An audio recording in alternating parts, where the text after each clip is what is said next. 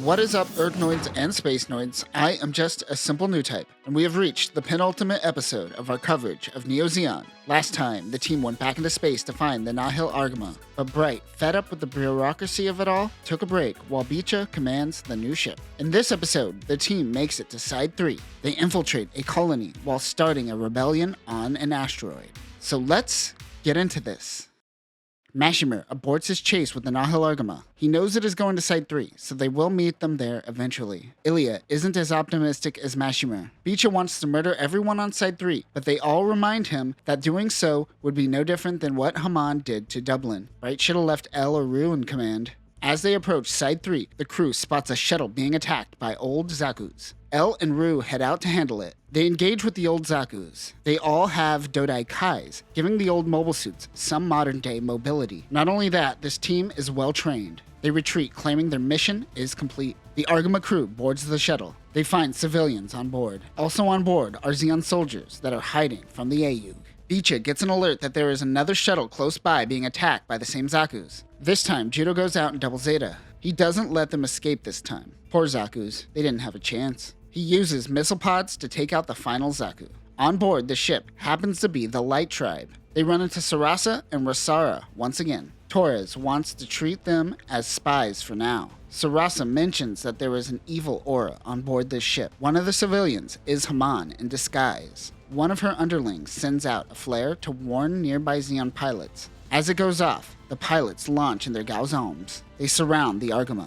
Judo is IDing the civvies. He touches Haman and instantly gets a bad feeling. Rather than realizing that it is Haman right in front of him, he runs off to the hangar. Beecha wants Mondo to go out in the Hakushiki, but Judo wants to help. He tells him to let him show off and do it alone. Londo doesn't even make it past the landing strip to realize he's in a bad position. Mondo starts to get cocky and mess with the soldiers. Judo heads to the launch pad. He realizes that they don't want to destroy the Argama and wonders why. Mondo launches a Gaozom off the launch pad while he takes out the remaining one. Judo goes in to destroy the launched mobile suit. After the battle, Rasara goes to Haman and tells her that she senses an evil in her, but her true feelings are no different from Judo's. They head to Colony 24 of Side 3, which is a neutral colony. The team makes it to Colony 24, also known as Tiger Bomb. Tiger Bomb. It's way better than Bengay. Just don't put it on your junk, or you're going to have a bad time. Stampa Haloi runs the colony, and they don't want any military personnel to be seen on the colony, so they split up. Stampa likes to collect women for his team. He sees Sarasa, El, and Rue and decides they will be his. The real reason to split them up is to get the girls alone. Also, Haman is here.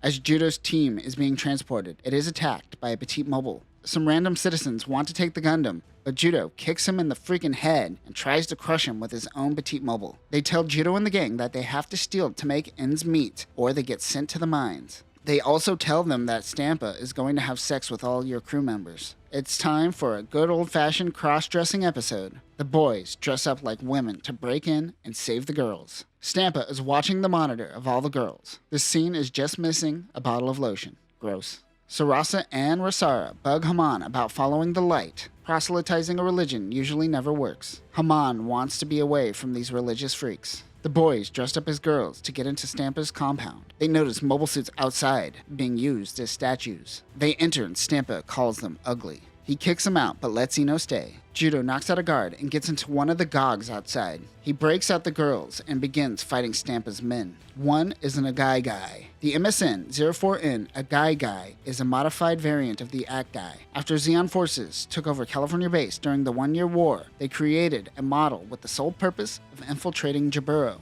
However, since Shar was able to find a way into the base, an attack happened before the mobile suits were actually finished. This unit is primarily designed for close combat. It is equipped with 20mm Vulcans, a heat rod, an iron nail, and interchangeable forearm. They were rarely used and found in the hands of rich guys like Stampa. He is able to take out the mobile suit in quite a comedic manner. A Zagok suddenly appears. It happens to be Haman. She is still trying to convince Judo to join her. Judo tries to make her flinch, but she says, "You a punk bitch." Stampa gets in the way and everyone retreats. Meanwhile, Mashimer finally makes it to Side 3. Haman and Stampa begin working together. He wants to take down the Nahil Argama for her. Sarasa senses that the Argama crew is being brought down by the presence of Haman, so she wants to handle it on her own. Rasara and Mondo goes with her. The rest of the team follows Mondo and the sisters. Of course, while out in public, Mondo is caught instantly. They run away and eventually run into Stampa and a Zagak.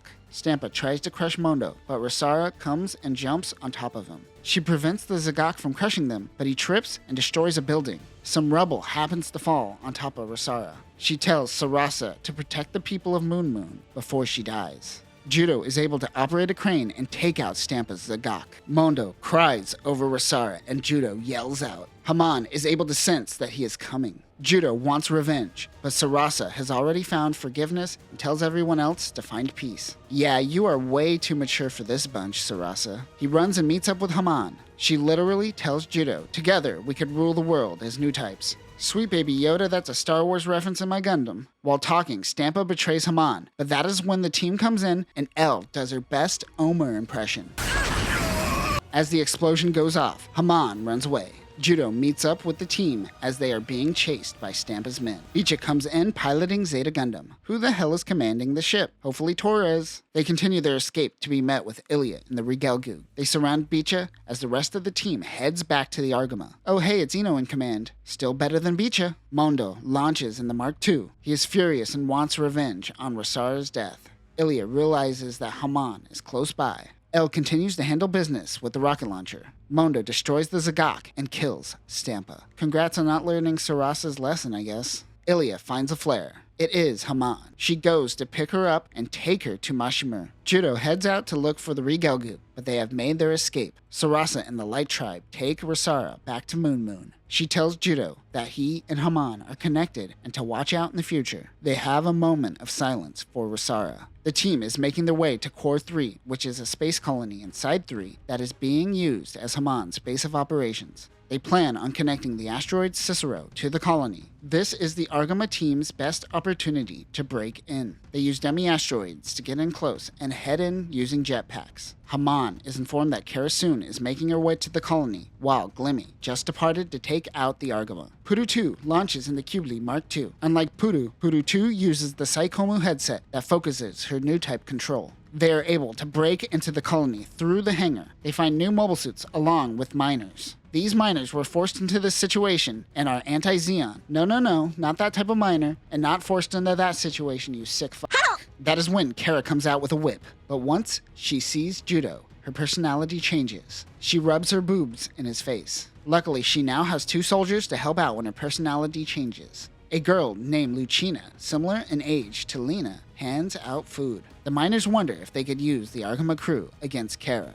Puru 2 arrives at Core 3 to meet with Kara. She shows off her Psychomu headset and tells them that there is a bad aura here. The kids are captured by miners. Lucina goes to chase them. She asks if Puru 2 could follow them. Lucina and the Argama crew tell the miners that they are working against Neo Zeon and they could actually work together. Of course, Puru 2 was overhearing this conversation. She calls for the Kubli Mark II with her headset. Kara chases them as she gets into the mobile suit. Judo goes in and tries to convince Kara to join the Ayug and do his laundry.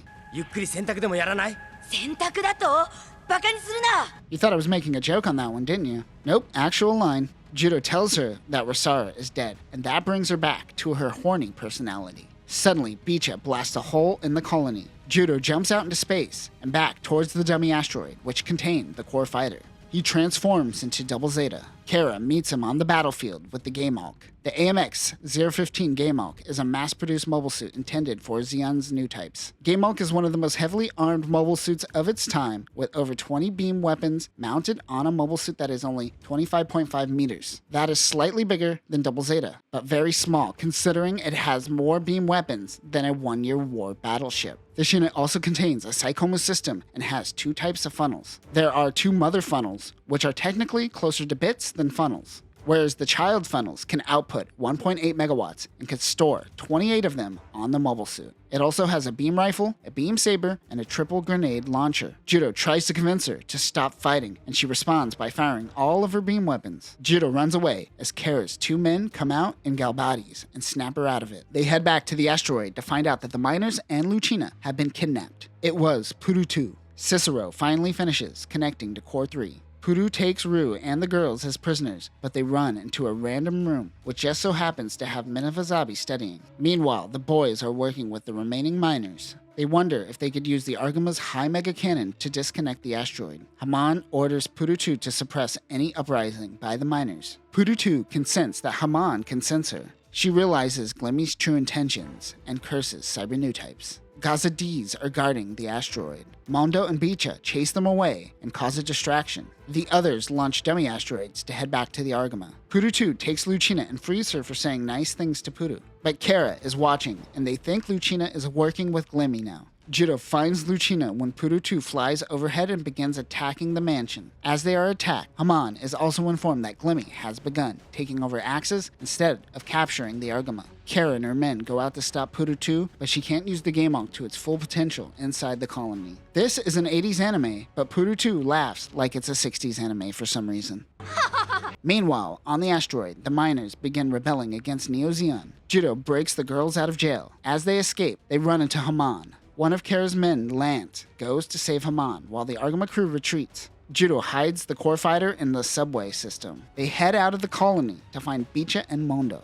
Purutu breaks through the colony and begins attacking, but she finds that she can't. Puru is stopping her. The Nahil Argama finally makes its way to the colony. Hell yeah, Taurus is in command again. They fire the high mega cannon. Purutu is too close to the beam cannon and it melts the Kubli Mark II, but she ejects in a pod. Haman makes Kara commander and tells her to take care of Glemy's rebellion. Lucina is reunited with her father on Cicero. The people of the asteroid have finally broke free from Neo Zeon's control. And that will do it for this episode. We have finally made it to Side 3, and the Argama crew is ready to put an end to Neo Zeon's reign. Next time, we will finally conclude our journey through Neo Zeon and Mobile Suit Gundam Double Zeta. Glemy will continue his rebellion, while Judo and Haman come face to face. But that will do it for now, new types. Remember, when in doubt, do a speed racer laugh. Peace.